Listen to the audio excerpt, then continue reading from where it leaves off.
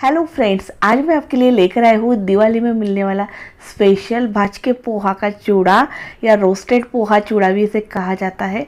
बहुत ही ज़्यादा टेस्टी बनता है। 10 मिनट में 1 किलो पोहा का चूड़ा बनकर रेडी हो जाता है।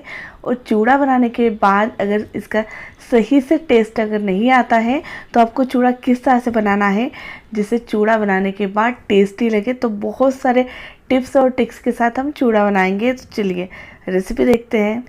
ये पोहा रोस्टेड रहता है, इसीलिए इसे भूनने की ज़रूरत नहीं पड़ती है। पर अगर पोहा आपको हल्का सा सॉफ्ट लग रहा है तो आप इसे भून कर यूज़ कर सकते हैं।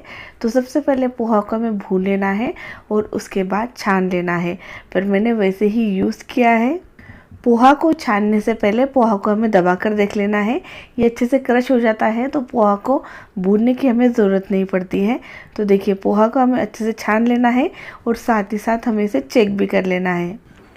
तो इस तरह से हमें सभी पोहा को अच्छे से छान लेना है।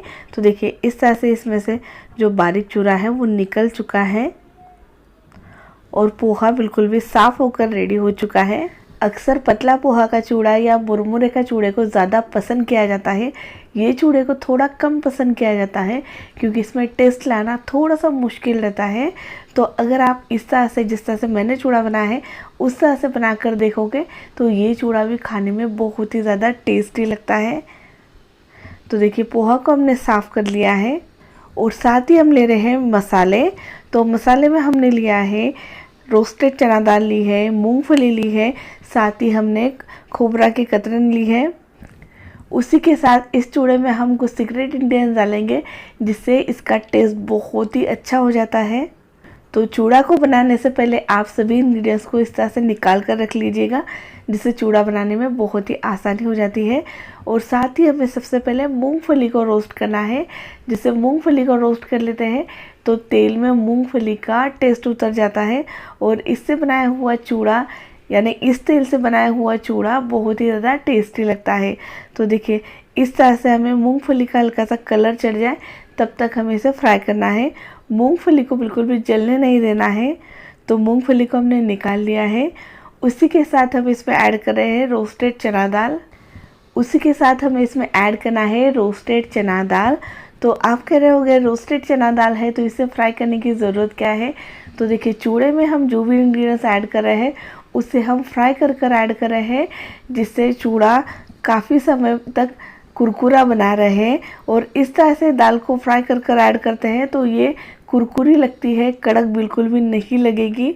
तो देखिए बस 2 से 3 मिनट के लिए इसे फ्राई करना है, इसको कलर आने तक हमें नहीं फ्राई करना है। तो इस तरह से हमने दाल को फ्राई कर लिया है और तुरंत ही हमें इसे निकाल लेना है जिससे इसके अंदर का जो पानी का अंश है वो पूरी तरह से कम हो जाता है और दाल बढ़िया से कुरकुरी हो जाती है। और उसी के साथ हमें इसमें ऐड करना है खोबरा की कतरन। तो कतरन को भी हमने पतला सा कट कर लिया है और इसे हम ऐड करते हैं। तो इस चूड़े के अंदर आप कोई भी इंग्रेडिएंट ज़्यादा या कम कर सकते हैं। जो इंग्रेडिएंट आपको ज़्यादा पसंद है वो ऐड कर सकते हैं। और अगर आप चाहो तो काजू, बादाम या किशमिश भी इसमें ऐड कर सकते हैं। तो देखिए इसे भी हमें फ्राई कर लेना है। खोबरा तुरंत ही फ्राई होकर रेडी हो जाता है। इसे गैस की फ्लेम हमें पूरी तरह से लो रखना है। लो फ्लेम पर हमें इसे हल्का कलर आने तक फ्राई करना है।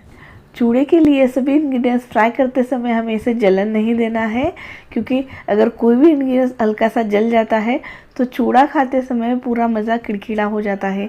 तो देखिए इस तरह से हमने खोबरे के कतरन को भी फ्राई कर लिया है, इसे भी हम निकाल लेते हैं। और साथ ही हमें इसमें ऐड करना है करी पत्ते को। तो करी पत्ते को फ्राई करते समय बिल्कुल कुरकुरा होने तक हमें इसे फ्राई करना है।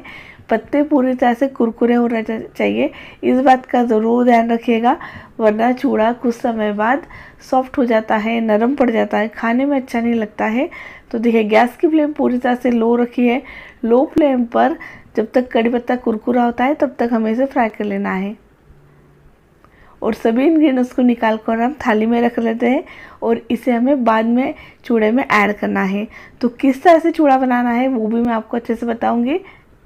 तो इस तरह से हमने कड़ी पत्ते को भी निकाल लिया है और उसी के साथ हमें चाहिए हरी मिर्च। तो 8 से 10 हरी मिर्च को बारीक कट कर कर हमने लिया है। तो देखिए चूड़ा बनाते समय हम जितना तेल यूज़ कर रहे हैं उतने तेल में हमें हरी मिर्च को फ्राई करना है क्योंकि ये सभी तेल को हम चूड़े में यूज़ करेंगे। तो 1 कप के करीब तेल है, तो इतने तेल में हम चूड़ा बनाएंगे। तो देखिए हरी मिर्च को भी हम निकाल लेते हैं, क्योंकि इस तेल में हरी मिर्च का तीखापन का फ्लेवर आ चुका है, तो इसे हम चूड़े में यूज़ करते हैं तो तीखापन बराबर से लगता है। और उसी के साथ हमने कूटा हुआ लहसुन इसमें ऐड किया है। 8 से 10 कलियां हमें लहसुन की इसमें ऐड करना है और इसके भी हमें हल्का कलर आने तक फ्राई कर लेना है। तो सभी इंग्रेडिएंट्स को हमने फ्राई कर लिया है, साथ ही हम मसालों को भून लेते हैं। तो देखिए अब हमें गैस की फ्लेम पूरी तरह से लो रखना है और साथ ही धनिया, जीरा और सौंफ को मैंने बारीक कूट लिया है या मिक्सी में चला सकते हैं आप, उसे हमें लेना है। इससे फ्लेवर बहुत ही अच्छा आता है। आप इस तरह से चूड़ा बनाकर देखिएगा, बहुत ही ज़्यादा टेस्टी बनता है। साथ ही हमें हींग पाउडर इसमें ऐड करना है, काला नमक का पाउडर इसमें ऐड करना है, इससे चूड़ा चटपटा बनता है।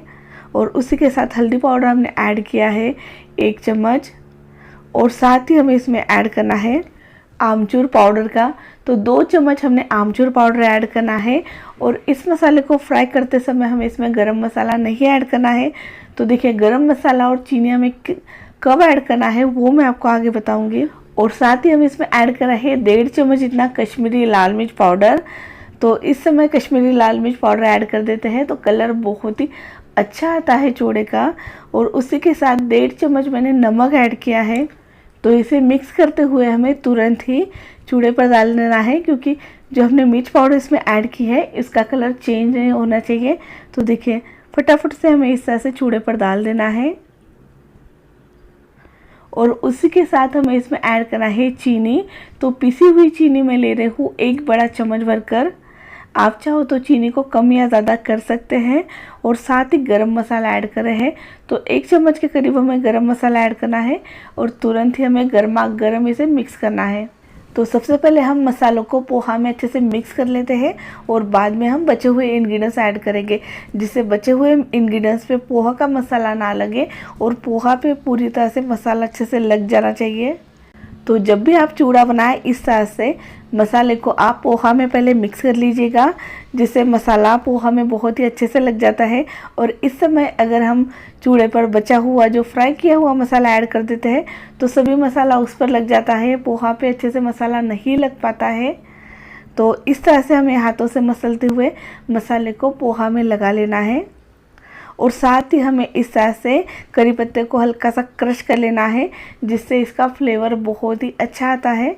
तो देखिए इस तरह से क्रश कर लिया है और करी पत्ते को हम पोहा पे डाल देते हैं और बाद में बचा हुआ सभी मसाले को हम पोहा पे डाल देते हैं। तो इस तरह से आप छोटे छोटे बातों का ध्यान रखते हैं तो पोहा का चूड़ा बहुत ही अच्छा बनता है, टेस्टी बनता है। और बनाने के बाद आप एक बार इसे ज़रूर चेक कर लीजिएगा। तो अगर आपको मीठापन थोड़ा कम लगता है तो आप इसमें और पिसी हुई चीनी ऐड कर सकते हैं, और अगर मिर्च थोड़ी कम लगती है तो आप हल्के से तेल में थोड़ी सी मिर्च को फ्राई कर कर भी इसमें ऐड कर सकते हैं। तो इस तरह से भाजके पोहा का चूड़ा बनकर रेडी हो चुका है।